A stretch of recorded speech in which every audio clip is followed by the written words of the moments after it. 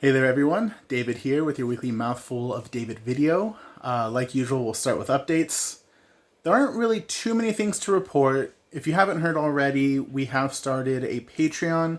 Patreon, if you haven't heard about it before, is basically a service where you can make monthly donations to people whose works you like. For us, it's really helpful because even though Nick, Cameron, and I don't actually get any of the money, we give it all to Caroline, who's our editor, who is fantastic. And also we put it toward podcast upkeep. So paying for equipment and other things like that basically just keep the show going. So if you're able to give, that would be fantastic. We have 3 different tiers or levels that you can give at. There is $1 a month, $5 a month, and then $8 a month.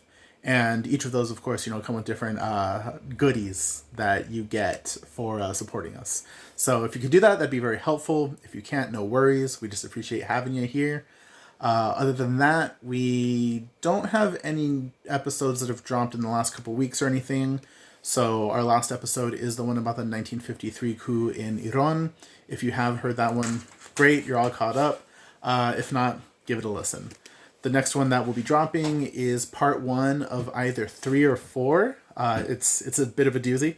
But part 1 of either 3 or 4 parts about the Algerian War for Independence. So that should be coming out pretty soon. So, with that out of the way, and actually kind of related to Iran as well as Algeria, this week's topic is about Orientalism. So, before we get to the term Orientalism, let's talk about what the Orient is. Basically, historically speaking, what we would call the West has defined itself in opposition to, or at least differentiation from, the East. The East, also called the Orient. Generally, the Orient is considered to be all of Asia, including Western Asia, which is what we would call the Middle East, and North Africa, which is, also part of what we would call the Middle East. So, all of Asia, including the Middle East, basically. And it's already kind of on shaky ground when you're trying to create those categories. Because even though it theoretically applies to everything west of Europe, there's still kind of some exceptions, Even Turkey, which is kind of on the border, is considered to have, 1 foot in, 1 foot out, in being considered a member of the West versus being considered a member of the East. Israel is generally considered to be part of the West. Japan as well, depending on the context of what you're talking about. So, trying to create these categories already is a bit messy. But for the sake of this video, we'll just broadly say that the Orient, aka the East, is composed of Asia and some of North Africa. Now, on to Orientalism itself. Orientalism is basically this idea that people from the East are otherized, or in other words, looked at as the other in opposition to the West, which, as a side note, is sometimes called the Occident.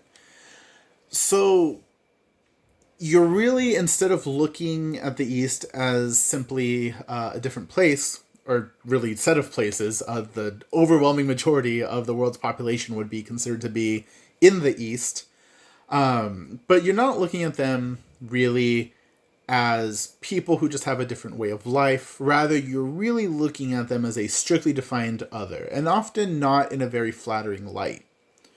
The person who wrote the book on Orientalism, who really kind of got everyone talking about it, was Edward Said in 1978 in his book, Orientalism. And so according to Said, there are some sort of recurring characteristics about the portrayals of the East, aka the Orient, which, as a side note for Said, was specifically about the Middle East. So specifically about West Asia and North Africa. So kind of keep that in mind, although you don't have to necessarily, just because a lot of what he says about the Middle East, or the portrayal thereof, is really applicable to all of the East in general.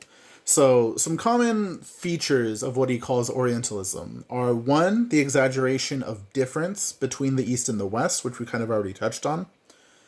Two, the presumption of Western superiority, kind of seeing the East as backward, stuck in time, not really advancing in any way, very dogmatic, religious, repressive, all of these things.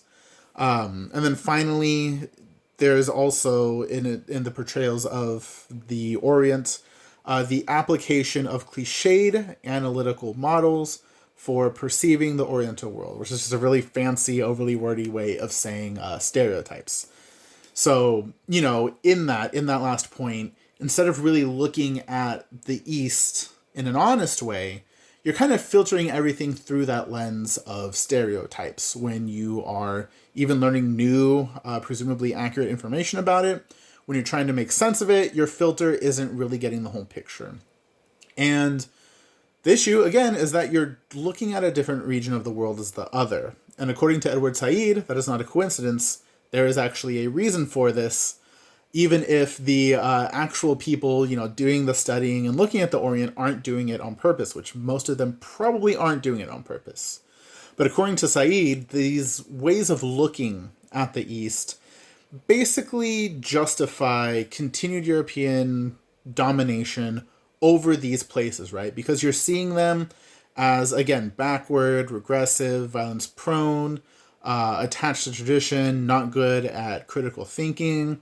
And so when you look at a region of the world this way, it only kind of makes sense where you, as the West, defining yourself as the, rational, progressive one, basically, then decide that it is your job to continue occupying them, to continue taking their resources, in the name of civilizing them, right?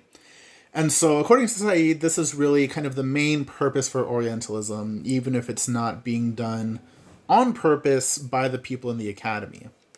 But Said isn't just saying this just to be negative. One, it's just important to talk about in general because we do need to humanize and accurately portray people from the East.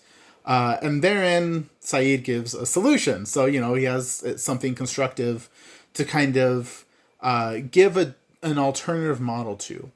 And so what Said hopes for and what he suggests in his book is to, instead of have a system of exclusion and not really consulting with the people that you're studying, he calls for one that is participatory and collaborative, non-coercive, but instead basically consensual.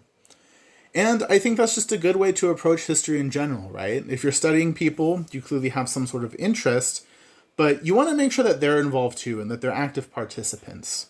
And really in doing so, whether you're studying the Orient, whether you're studying the West, whether you're studying, Nicaragua, Mexico, whatever, if you get more participation from people and you bring them into the process, you're only expanding your view of things, right? You're only casting a wider net, and that's going to give you a better view of the big picture. So, it's anytime you think about being inclusive when it comes to history or anything else, it's always a good thing.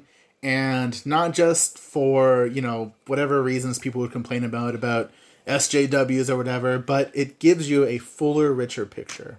So that's it, everyone. Thanks for listening. Have a good week and catch you next time.